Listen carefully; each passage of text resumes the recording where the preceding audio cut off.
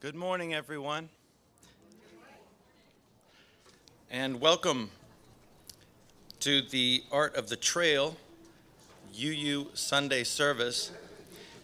Please forgive that date that's up there on that slide. January 9th was the day we were supposed to initially do this service, but we're doing it today, and I forgot to take it off of that slide.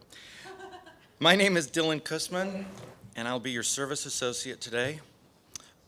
From all of us participating in the service today, from the UU youth who are contributing their time and talent this morning, and all of the guest speakers we have coming up today, I want to thank you for being here, for honoring us with your presence, whether in person or online. You are, each and every one of you, welcome here, exactly as you are. Whatever faith background you may have come from or are still practicing, you are welcome here. I'd like to start off today by acknowledging that this building sits on Yuchi, Muskogee, and Cherokee land. I'd also like to proudly mention that the board of the UUCC has unanimously approved posting this acknowledgement at the top of the homepage of our website, as well as one on one of our front-facing windows. Plans to implement those approvals, as well as to continue honoring the truth at the heart of that acknowledgement, are currently underway. If I could, I'd like to invite Walter Kussman, my son, up to the stage now to read our opening words, which are our covenant.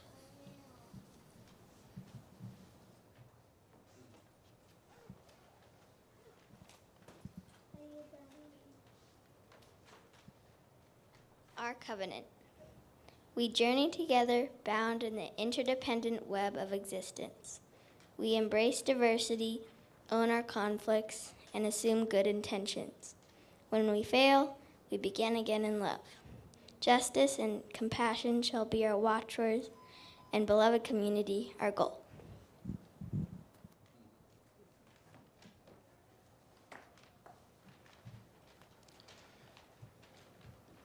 Today is my wife and my 18th wedding anniversary. And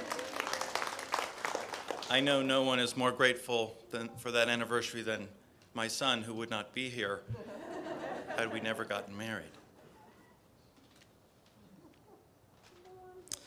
I'd like to light the chalice now, if I could. If I could invite Nicholas Henry to come up and light the chalice while we read our opening words, our chalice lighting words. In the light of truth and the warmth of love, we gather to seek, to sustain, and to share.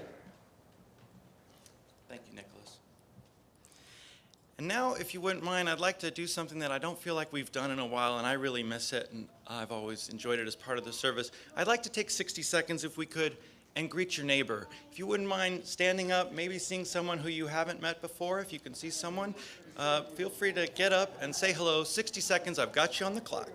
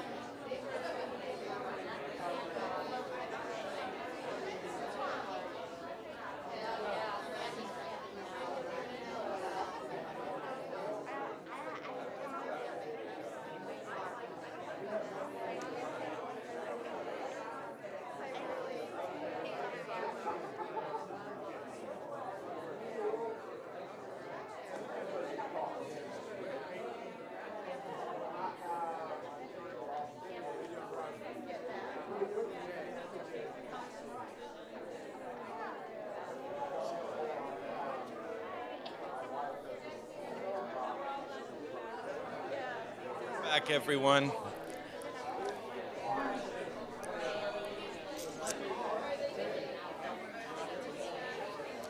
And we're back, everyone. Okay, thank you so much.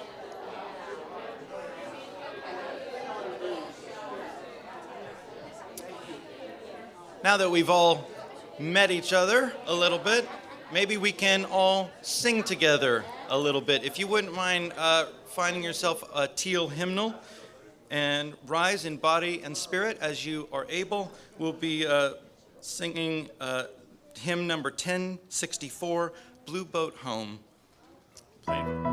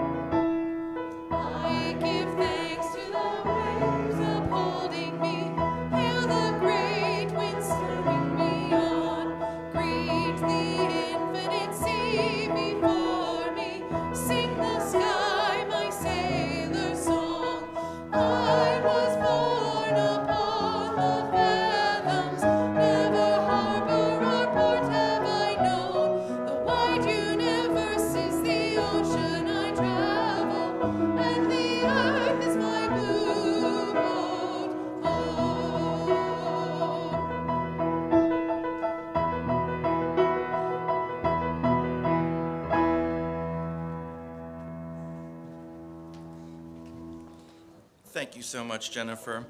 It's Jennifer and Jonathan's son's Asher's first birthday today as well, so we're celebrating that as well today. Yes. Happy birthday, Asher.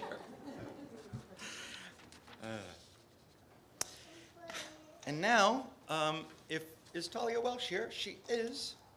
I would like to invite Talia Welsh to come up here and read The Story for All Ages.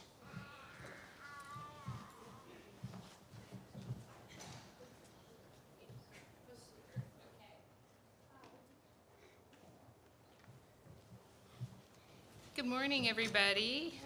Good morning. I'm delighted to get to read this book to you today, The Hike, one of our favorite things.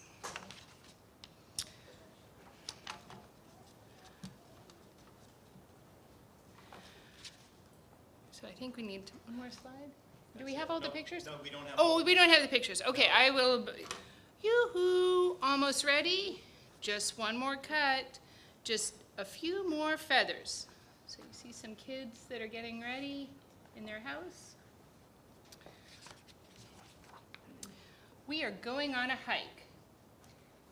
You've got Wren, Elle, and Hattie, and they're seeing some different animals, a bumblebee, a mountain chickadee, a red fox, a chipmunk. They're going to Buck Mountain.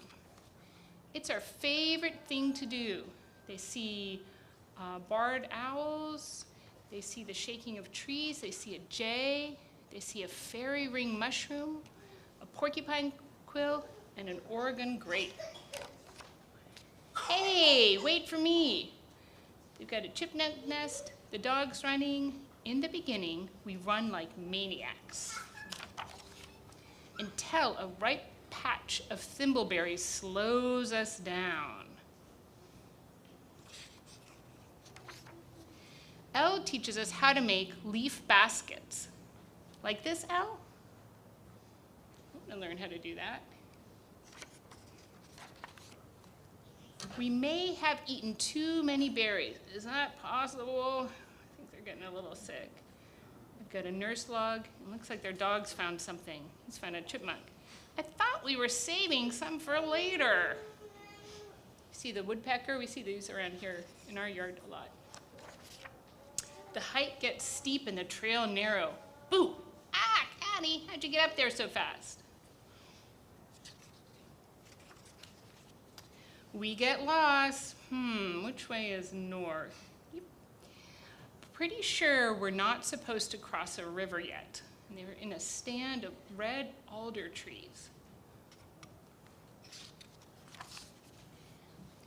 Did we go left after the berry patch? Ren, what's another word for blue? Azure? Cerulean? Cobalt? Ren's sketchbook. Hattie always finds the root. And she's drawing a picture of her friend Hattie from above. So she's drawing her head, top of her head in the book. We're halfway there. In no time we get back on track. A deer walks past. Bean sneezes. Achoo. The deer vanishes so quick, we wonder if it was ever really there. A light rain comes and goes, the birds are happy, we listen to them chirp and chatter in the trees. In Ren's sketchbook, she's drawing the various birds they've got. Hattie gets tired, Elle offers to carry her. I can't do this much longer. Oh, she's carrying both of them on top of her. Must be pretty powerful. Bird's getting chilly. Rides over, everybody. At the top, Ren takes out her flag. Elle reads her poem, and Hattie releases feathers into the wind. Oh, that's why she was getting the feathers. We did it. And now, the run back down the hill. Back at night, and they see the stars out, and they finish their sketchbook. Thank you for listening to me.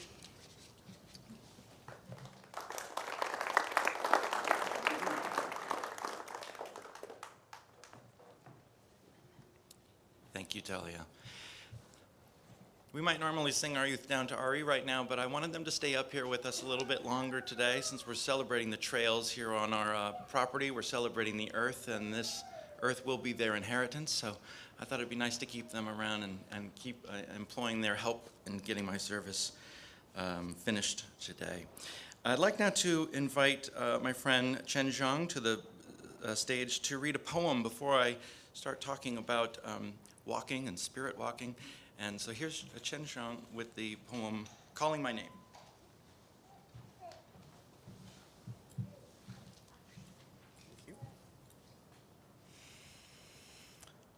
Calling my name. I walk with earth under my feet.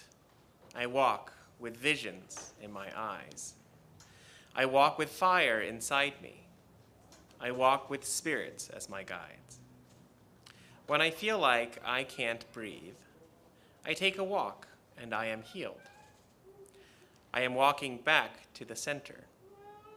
I am walking through the sacred field. I am walking deeper and deeper, learning the secrets to the night. I am looking into the fire. I am looking past the light. When I feel like I can't breathe, I take a walk and I am healed. I am walking back to the center. I am running through the sacred field. I hear them calling my name.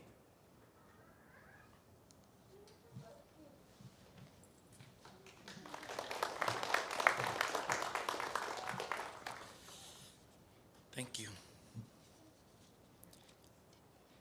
Many Native American tribes refer to a sacred practice known as a spirit walk. Some of you may have heard it referred to as a vision quest. And what's meant by spirit walk? It derives its name from the belief that the walkers are those who walk with the spirits to receive guidance and wisdom to use for their people's benefit. They are charged with overseeing the tribe's physical and spiritual well-being and thus hold an important position of power within the community. The Lakota call it walking the red road, with the red road being a metaphor for living a spiritual way of life. Oglala Sioux medicine man and holy man, Black Elk, spoke of all the people on the red road as being one interconnected circle of people that made a sacred hoop. Only you can walk your journey, but many are on the road. What is walking the red road? Walking the red road is a deep sense of obligation and a meaningful personal commitment to purposefully live your life each day, practicing and embodying the 7 sacred virtues of the Lakota. Their closest English translations being prayer, honesty, humility, compassion, respect, generosity, and wisdom. Here at the UUCC, we don't have 7 sacred virtues, but our beloved community is oriented around the 7 principles, with an 8th proposed, of Unitarian Universalism. And while our spirit walk might not have nearly the length or difficulty of a legitimate vision quest, we do have a place to walk, namely the 2 nature trails wending their way through our beautiful piece of property, the map of which is on the front of your program.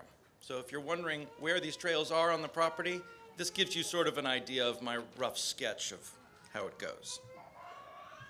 There it is. Here's a map of them. One extends from up top to the lower parking lot, and the other starts at the bottom of the driveway all around here to the overflow lot. It was sometime in the spring of last year that I was introduced to Carol Hobbs as a vibrant and talented artist in our collective circle. And together, the 2 of us began to take seriously a proposition that a great many UUs here and not here today had been making for years, namely, that we should find an appropriate way to mark these nature trails.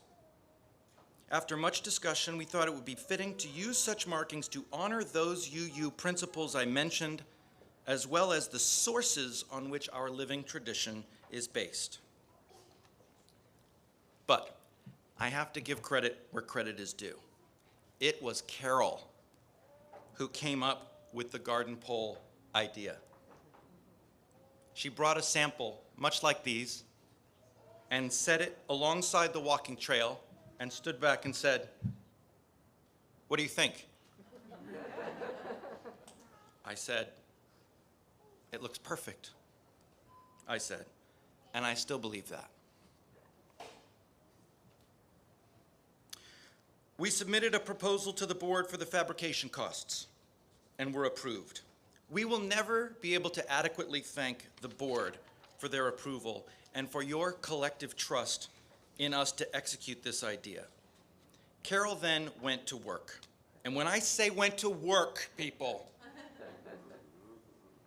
she set out, along with many of her artist friends, I think some of them may be here today, to conceive of and commit to paper artwork and text that might portray these principles and sources as visual markers along a trail, 14 in all.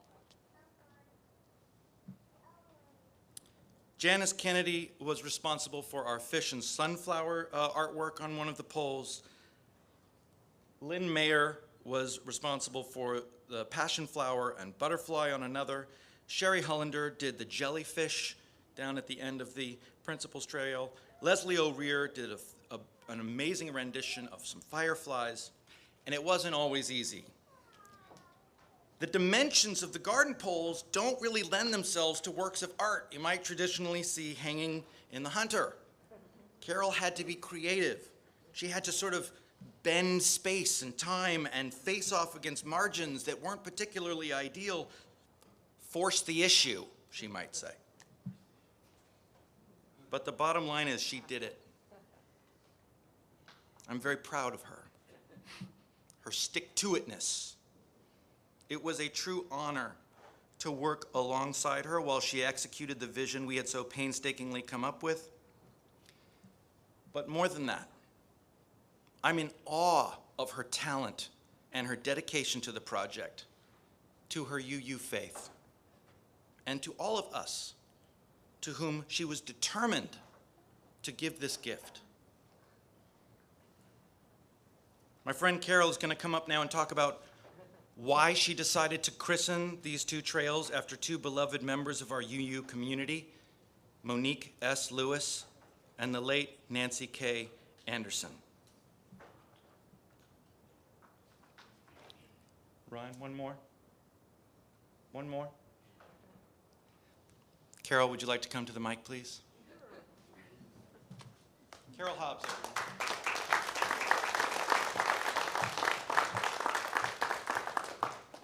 Wow, thank you. Wow. I feel all puffed up or something.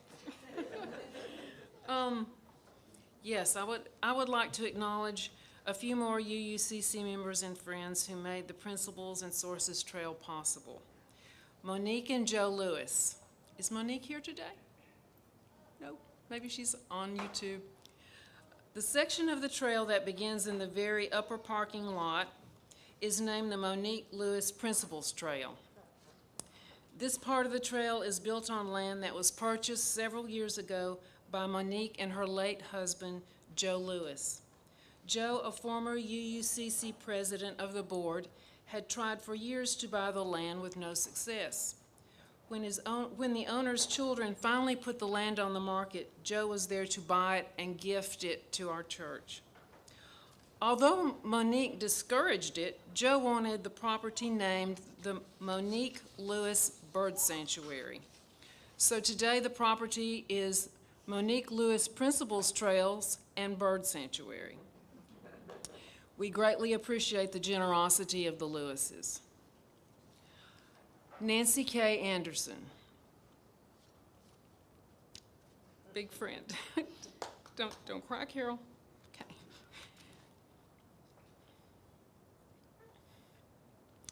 The trail on the other side of our driveway is the Nancy Anderson Sources Trail, an alcove with a soon-to-arrive beautiful wrought iron bench is an offshoot of that trail and is called the Nancy Anderson Meditation Area. Nancy passed away last February at the age of 95. Her final gift to UUCC included money for our endowment fund. In honor of their mother, Nancy's children, Betsy Henderson and Stuart Anderson, have funded the purchase of the bench and paid for the fabrication of the trail signs.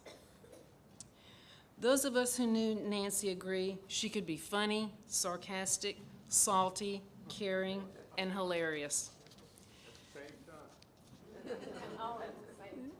There was nobody like Nancy. She was truly unique and a joy to be with. Nancy quietly and generously supported this church as well as many other organizations such as the National Unitarian Universalist Service Committee, the Sierra Club, the CARE Organization, and Habitat for Humanity. At UUCC, she could be found pulling weeds, hanging art, painting walls, and attending forum. She coordinated the Guest at Your Table fundraiser for many years. We miss Nancy. I would now like to mention Tim and Christine Hunt. Would you stand, please? They played an integral role in this trail.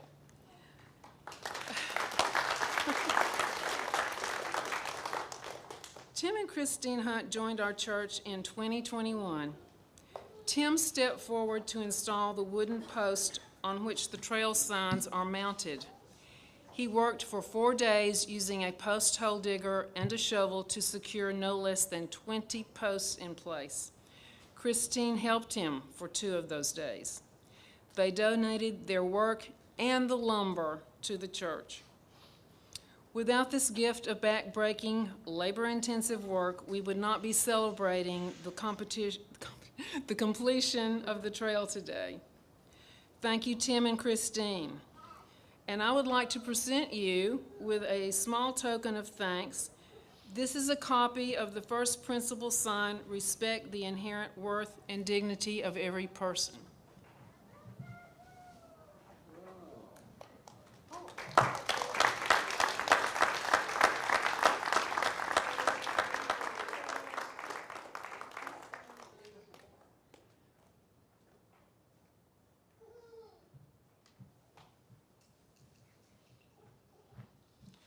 A word about the contributing artists. I had a lot of fun designing the trail signs. It was a challenge to create art on a 5-inch by 45-inch canvas, but challenges are fun. I used my art, the art of artistic friends, and even clip art. Thank you, Microsoft Word. I would like to conclude by thanking friends who donated artistic images to the project. Dylan has already mentioned them: Lynn Mayer, Janice Kennedy, Leslie O'Rear. Stand, Leslie.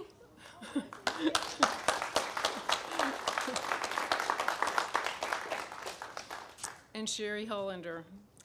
Thank you to my artsy friends for their help. And thank you all for this opportunity.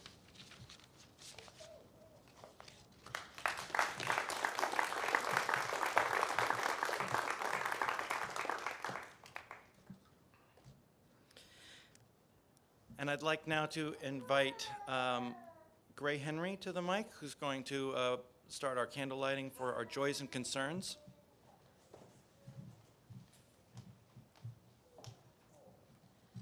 We'd like to invite you now to come up and light a candle for a joy or concern in your life. You're welcome to light one for something that is weighing heavily upon your heart this morning, or for something or someone for whom you are grateful. Caden, would you please come forward and help people light their candle?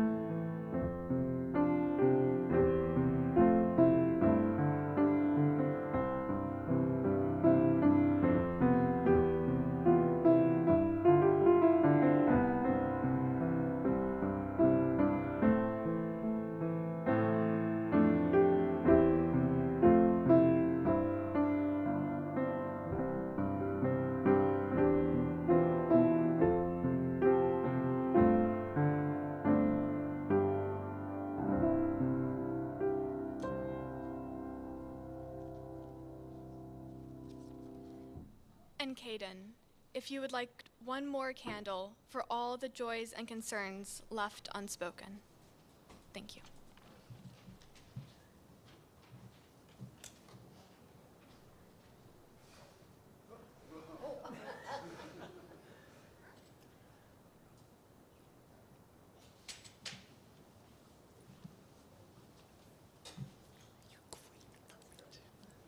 Great job, Caden and Gray. Thank you so much.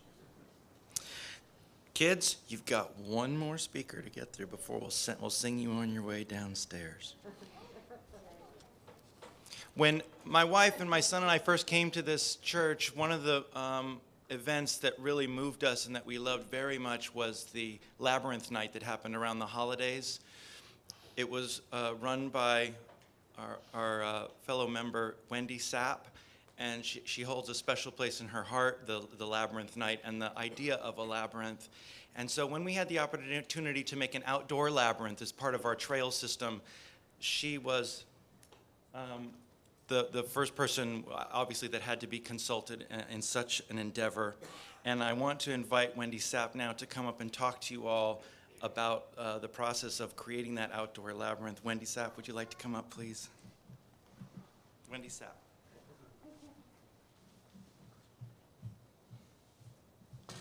Good morning, everybody. Everybody's still awake? Excellent.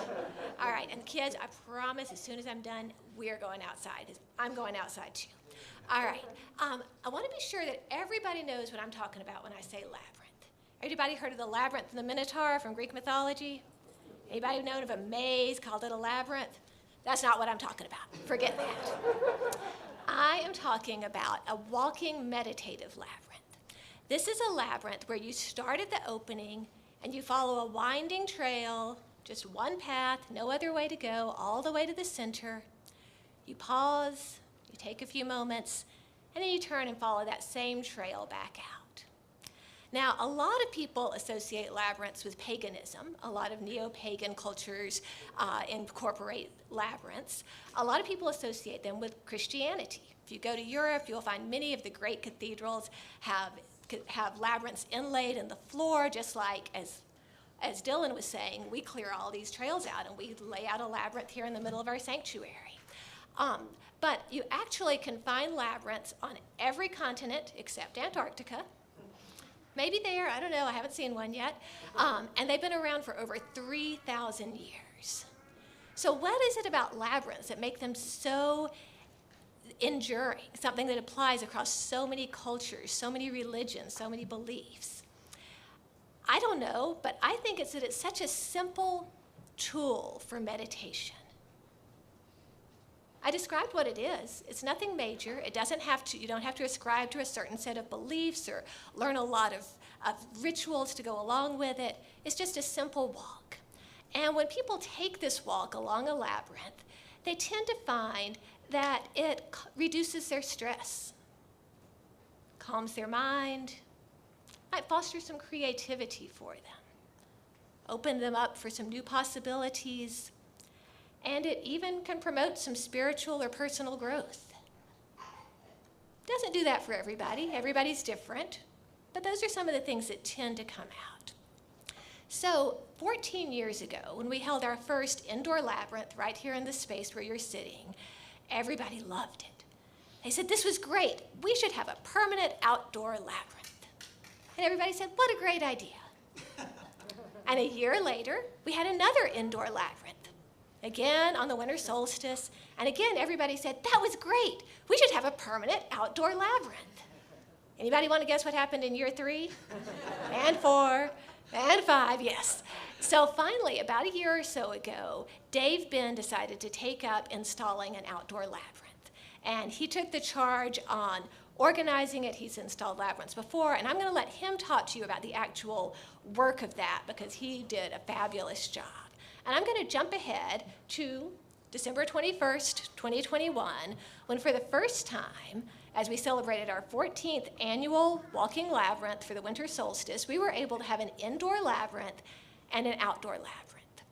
And even though it was a cold, cold night, Even though COVID was still around, as it still is now, we had 40 people come from this congregation and the community and walk one or both of those labyrinths. Those who walked the outdoor labyrinth took the trail down from the upper parking lot, walked a candlelit outdoor labyrinth, and it was our congregation's way of giving that gift to the other members of the congregation, to the community, a gift of just a moment of peace in a busy holiday season. And since we now have that permanent labyrinth, I'm so glad that that gift is always there for anybody who wants it any time that they want it. And I hope that sometime when you have a little bit of time, or probably more importantly, when you feel like you don't have the time, you'll come and you'll walk down that trail, take a few deep breaths, and then walk the labyrinth. And right now, I'd like to invite all of our children up through 12th grade to join Emily, who's standing in the back, and me, and we are going to go outside and spend a little bit of time on the trails, maybe do an Earth Day scavenger hunt, and walk the labyrinth. If anybody with younger children who has gotten just a little too antsy wants to come along with us, children and parents together, you are welcome to join us as well. So thank you.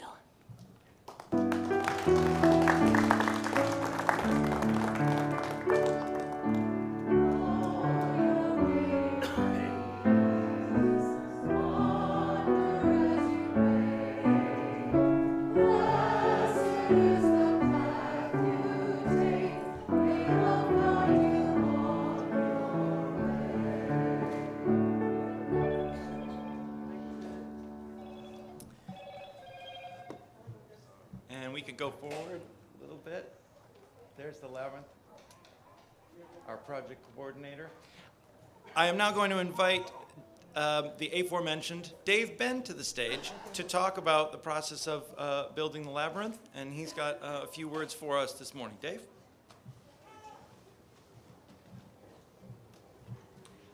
Before I have him speak, I need you all to know this man works very, very hard on this property. Whenever you need help doing yard work, clearing space, he's here. And it's a pleasure to call him a friend. It's an honor to call him a friend, and it's an honor to have worked alongside him through this project. And we really owe him a great debt of gratitude. Dave, thank you so much for all that you do for this place. Thank you.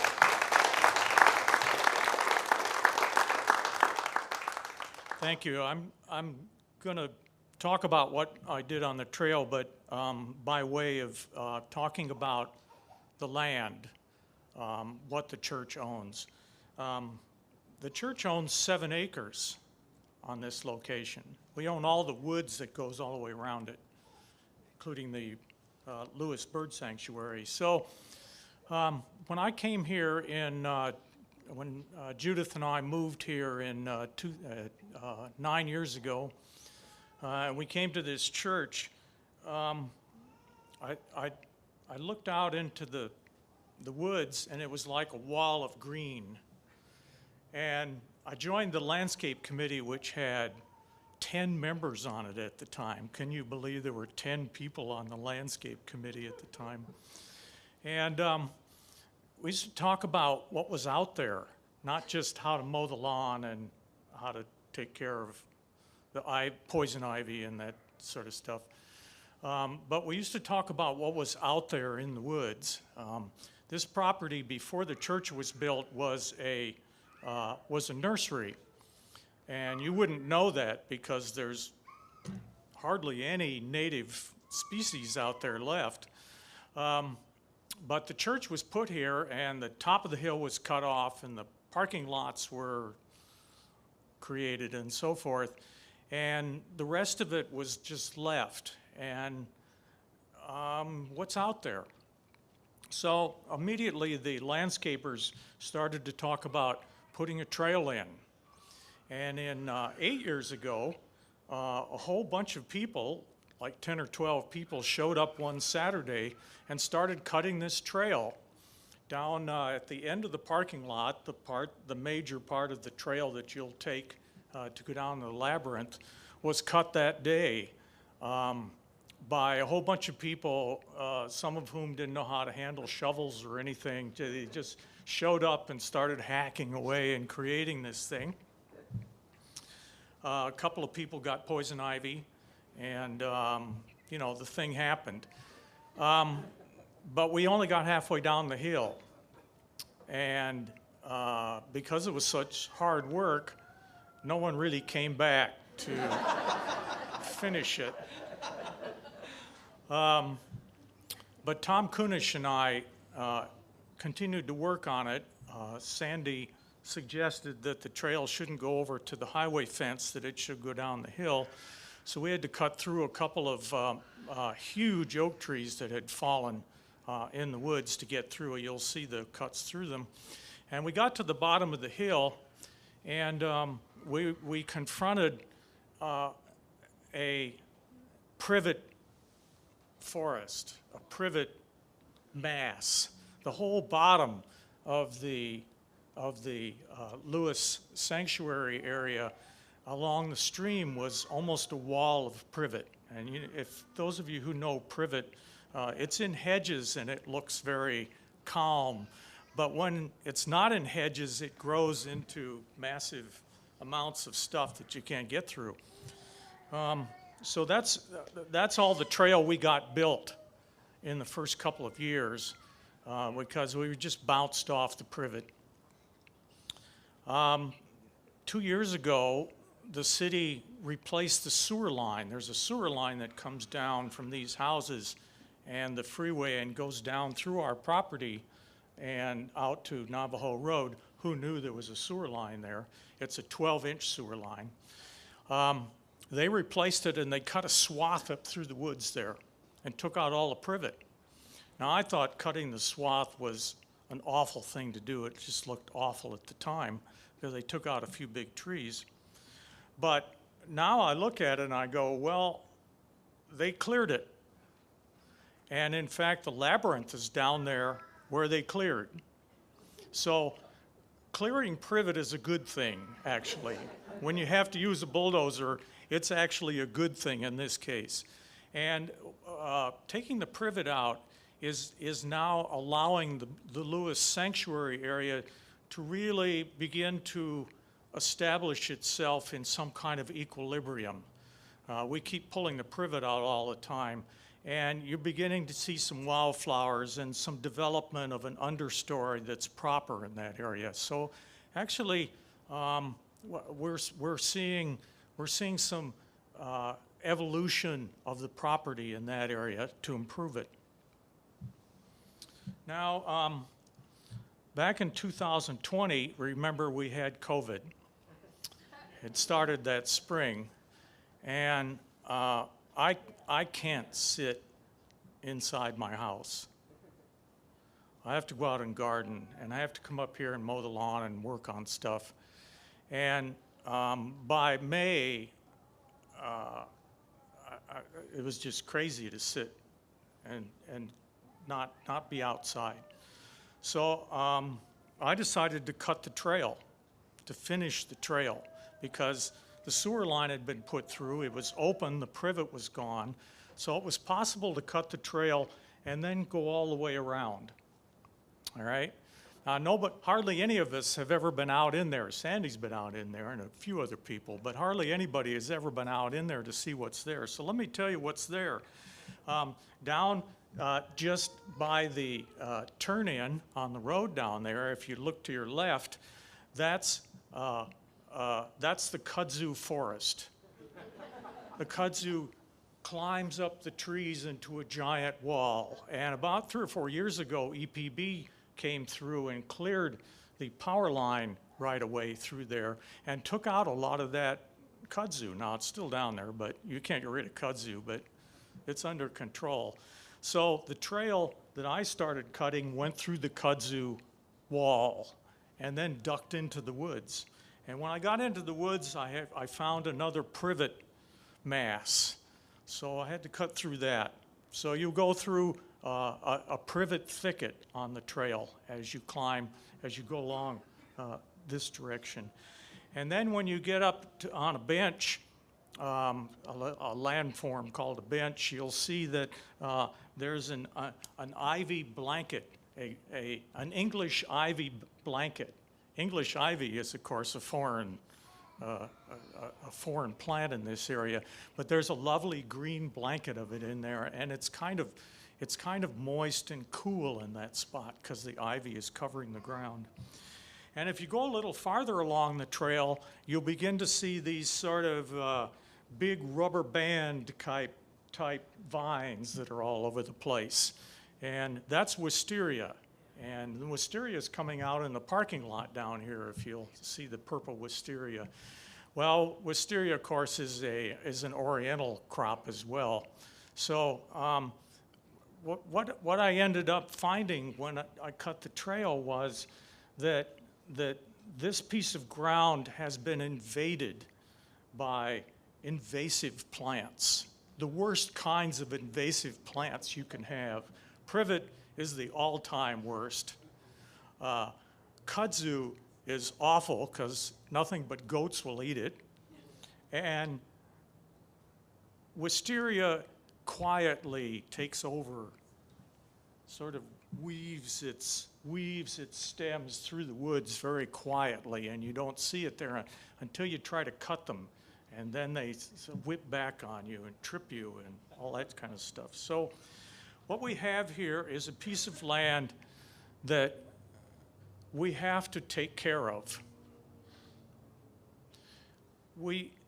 The poison ivy is okay. You can, with the bird sanctuary, the poison ivy in the bird sanctuary is beginning to be overcome by the natives in the area, and poison ivy is native too. So you can use control by pulling it. It doesn't bother me too much, or put a little bit of a herbicide just on each plant to get rid of it. To keep it back from the trail anyway, so kids don't get into it all the time.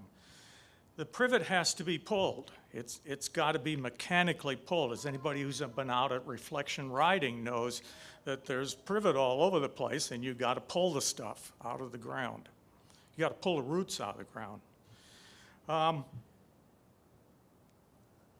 The kudzu has to be chopped down each spring because it dies in the winter and comes back every spring and grows a foot an hour. That's why it gets so big. So you can get rid of it by weed whipping it, by sweat labor, in other words. I haven't figured out what to do to the wisteria yet. I'm just going to look at it because it's kind of pretty. So there's a trail that was cut 2 years ago, and then Dylan and family and John Littlefield and family and a couple of other people showed up and really cleared the trail out because all I did was just make a path. But this path has to be cleared 2 or 3 times a year to keep the jungle from taking it over. So that's what they've done. And then they had this brilliant idea to put these things in it, which I had no idea they were going to do that. So we have now what is really genuinely a pleasant trail to go through. And the only unpleasantness now is the highway noise. And I am hoping that come the next phase, they will put up a sound barrier like you see down in Atlanta. And then you can walk the labyrinth in relative peace. It's not too loud now with the leaves on the trees now, but a sound barrier would help. I want to end this by saying this institution, which is a spiritual institution, the Rev is in charge of that. This institution is a social institution. We're a social church. We need people in the seats. We need people to have coffee, to have dinners together and so forth. And we need people to volunteer. Nothing gets done in this church without volunteering. All of my time is volunteer. All of his time is volunteer. All Christians' time is volunteer. The board is volunteer. We only have 2 and soon to be 3 paid employees, and they're not going to do the work outside or inside on the roof or anything else. We need volunteers to do things. This church used to have a lot of volunteers before COVID, and you got to come back. We need people to help mow the lawn. We need people to keep the trail going. We need people to enjoy the forest, to walk the labyrinth, to make the dinners, to do the dinners, to do the comedy hours and all that. That's how this gets done. And the land that we own needs volunteers to keep it going, moving toward a more natural state. So, show up. Thank you.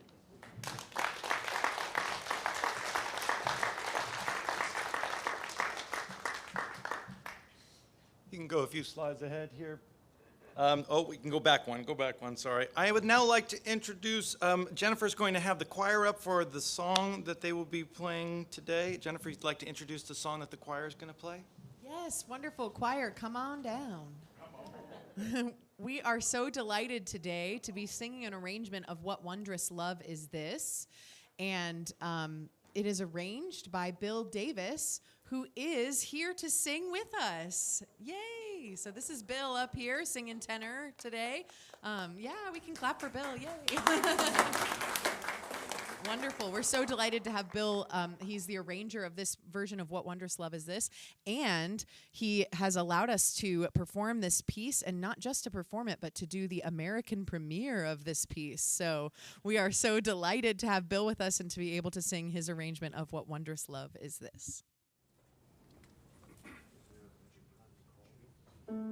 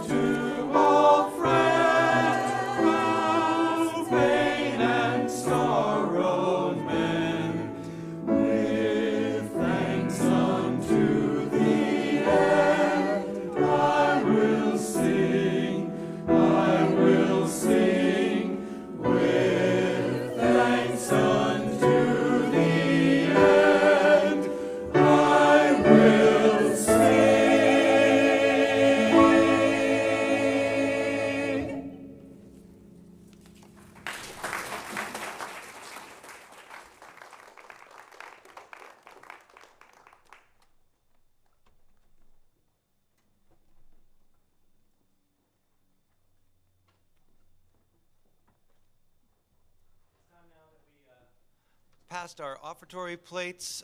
If you're with us for the first time today, please let this plate pass you on by. But for those of you who are able and willing to give today, please give generously, and your offerings will be gratefully received.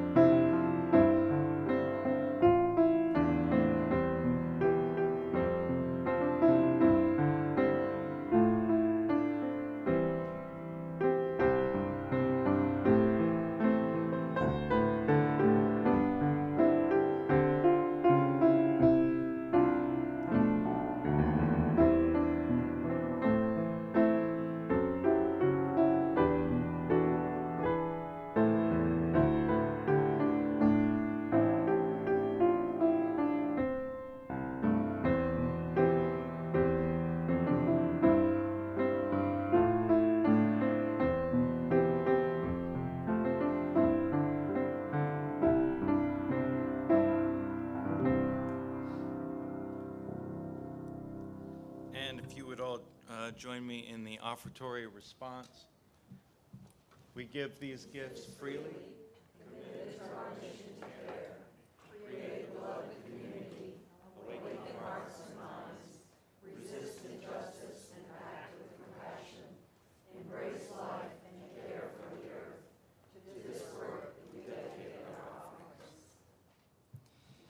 Thank you very much. There are a lot of environmental champions in this congregation, but perhaps one of our most dedicated is Sandy Kurtz. She has given her life to environmental causes, and I'd like to invite her to the stage now to talk about the UUA Green Sanctuary 2030 initiative and our history of environmental work here with the church, the UUCC. Sandy Kurtz.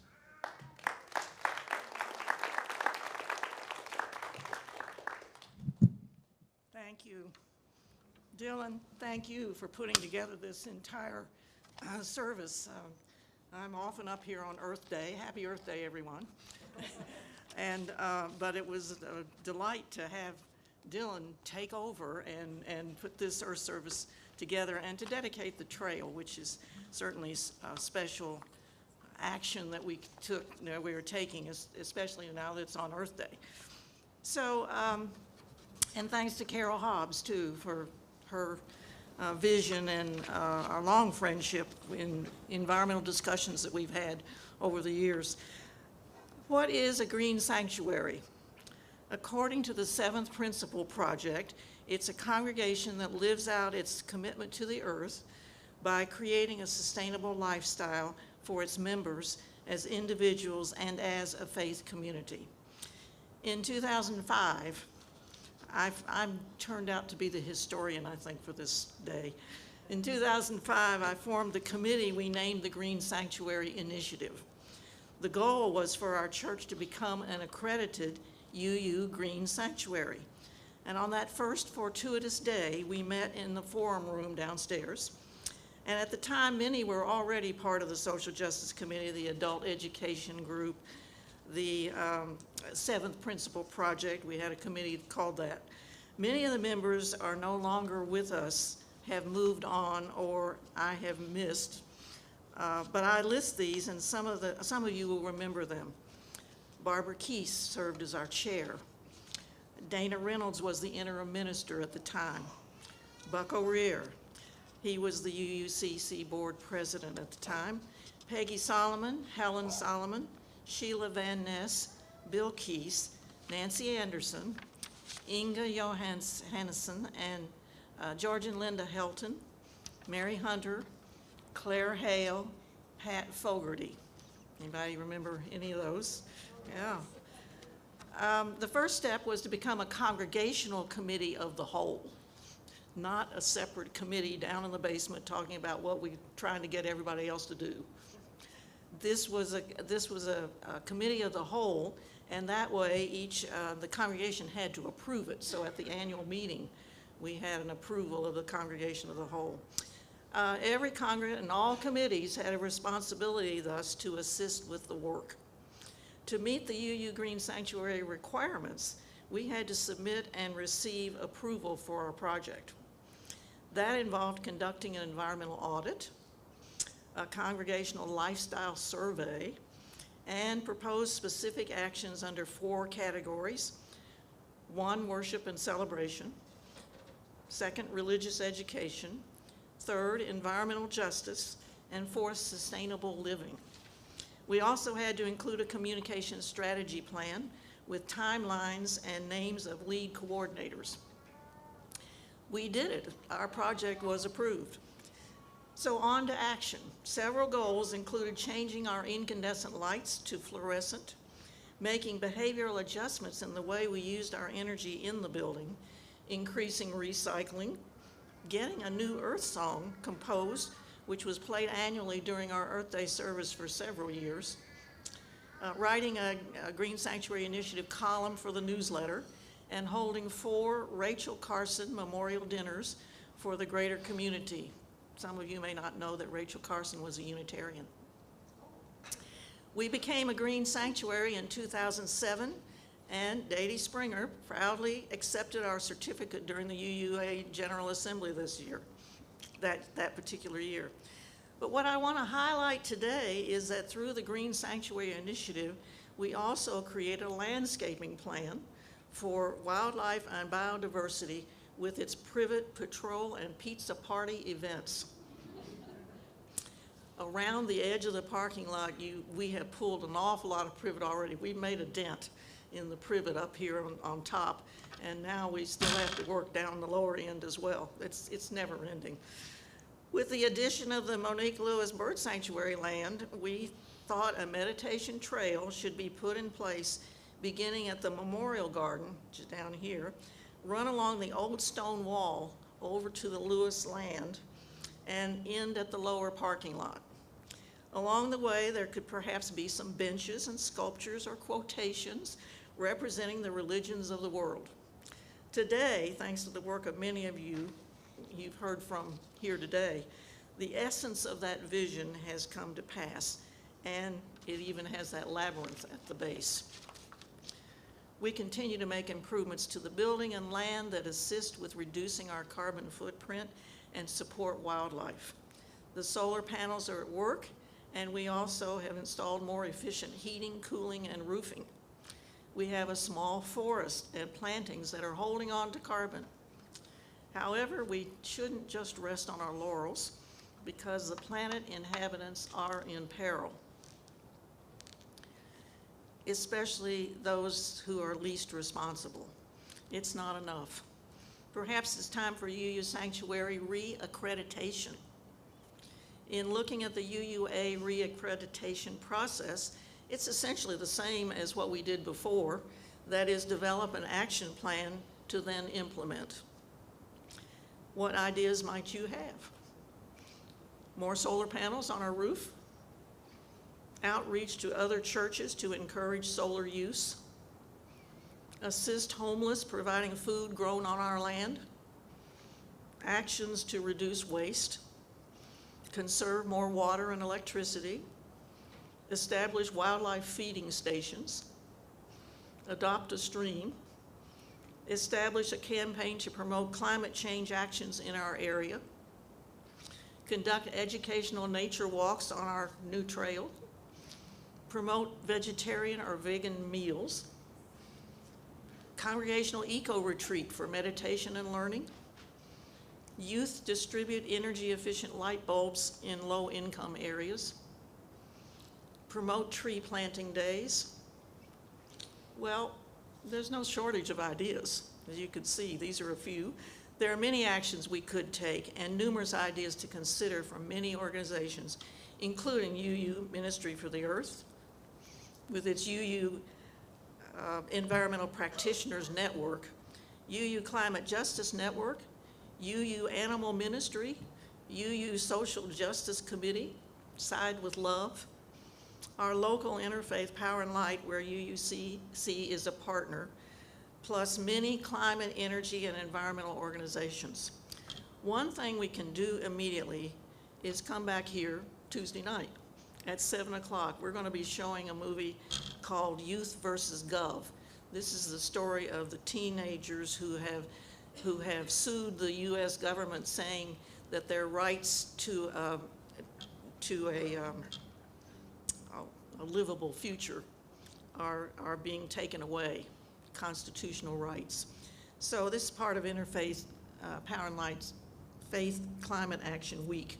And the name of the theme for that is Sacred Trust, Our Children's Right to a Livable Future. So Youth versus Gov, Tuesday night. Come and see that. You'll be enlightened, I think, and teens especially invited. So shall we begin Green Sanctuary Initiative Part 2? Please let me know if you wish to be part of these justice actions that benefit life on Earth, especially the most vulnerable. I have, Bill, would you hold up my bag of my earth balls? It's under the chair there, I think. Sorry, I forgot to bring it up. Each of you are entitled to take an earth ball home with you. Then, and there's an instruction sheet. You will be able to plant these and get yourself a little bit of flowers to come up right before your very eyes. So to celebrate Earth Day, and I thank you very much.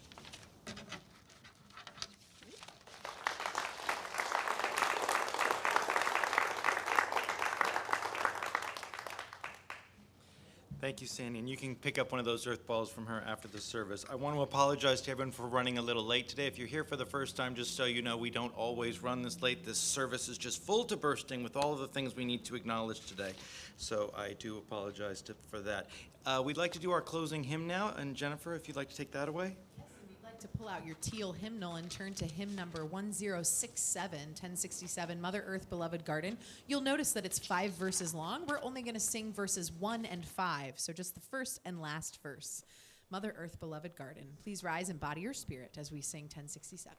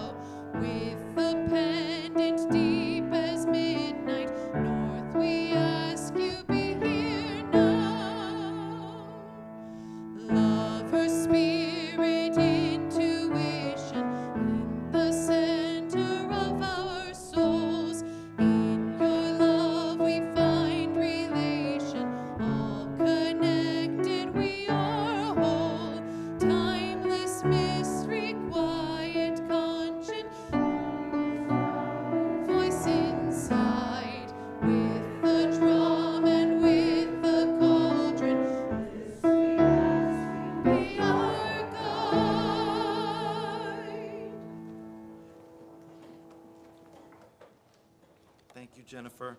And I'd like now to extinguish the chalice. Caden, would you like to come up and extinguish the chalice for us as we read our words to extinguish our chalice together? Yeah, that's great. We extinguish this flame, but keep the light of truth, the warmth of community, and the fire of commitment. These we carry in our hearts and share with all the world. Thank you, and I think we have some announcements today. Farron, would you like to come up and make the announcements that you have to make, and then I have one last one.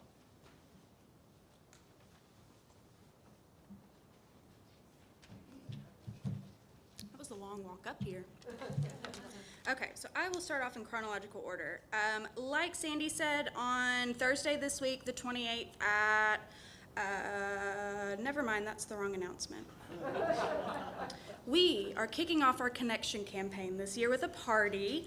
On Thursday, April 28th at 6 p.m., we are going to meet here in the sanctuary. Anyone who is interested in officially joining the church as a member is invited to come and connect with the congregation. We're going to have like a short membership 101 presentation. We're going to have some games. We're going to have some food. It's going to be a great time. If you're already a member or a friend of the congregation, feel free to come, connect with some newcomers, welcome them into the congregation. Again, that's going to be on Thursday the 28th at 6. On Sunday, May 1st, next Sunday, we are going to have our 70th anniversary celebration service. That's also going to be our new member Sunday. So after the service, we're going to follow it with a potluck lunch and a new member celebration. If you guys want to bring food, drinks, anything for the potluck, we have a sign-up sheet located in front of the kitchen in the back, so feel free to sign up back there. And then on May 14th, that's a Saturday, we are going to meet at Booker T. Washington State Park for a church picnic as part of our 70th anniversary celebration. This was kindly put together by the Derricksons, so thank you to them wherever they are. So the event is going to be from 10 a.m. to 1:30 p.m. and we're going to have a Birds of Prey presentation, a nature hike with our own Amy Koosman, and we're going to have some games and food. So make sure to let Bill or Yvonne Derrickson know that you're coming so we know we have enough food. Their contact information is in the newsletter if you guys need it. Let me see. I think that covers everything. Do we have any community announcements, anything anybody needs to bring up? Cool. Just encouragement, next Sunday, really. This church has a lot of activities in the next few weeks. Keep the idea of good things happen one at a time. Great things happen all at once. So this is your great opportunity. Spend these next 2-3 weeks with us for lots of different activities.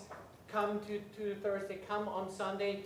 We have only very few people who signed up so far. It's one of our first potlucks.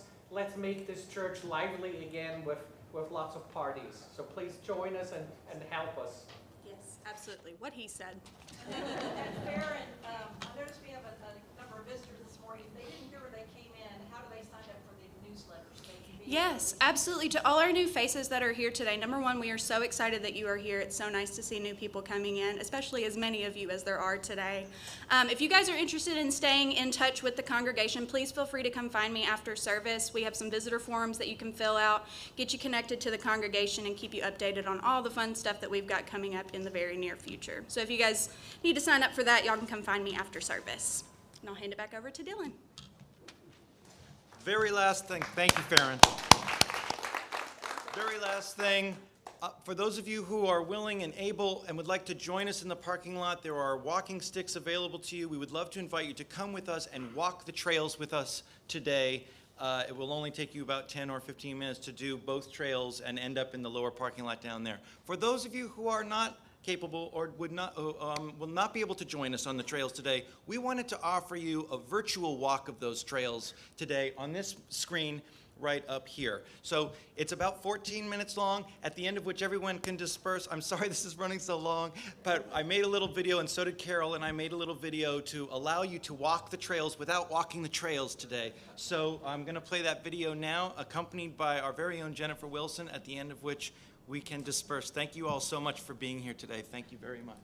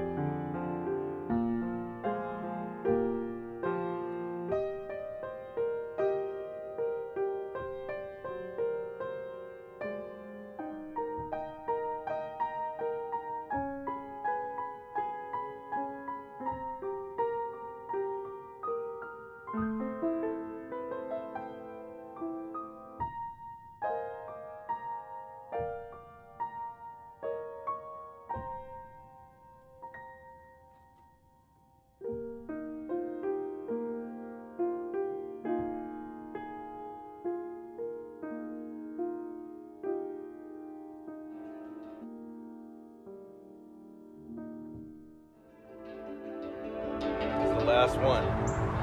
It's the last one, Carol. Okay, I'm gonna do 2 screws in this one. Gonna do Tim Hunt proud here.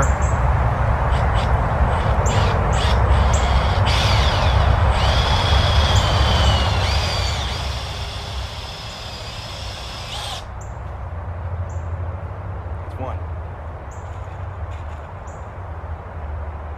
All of our work comes down to 1 screw. There we go.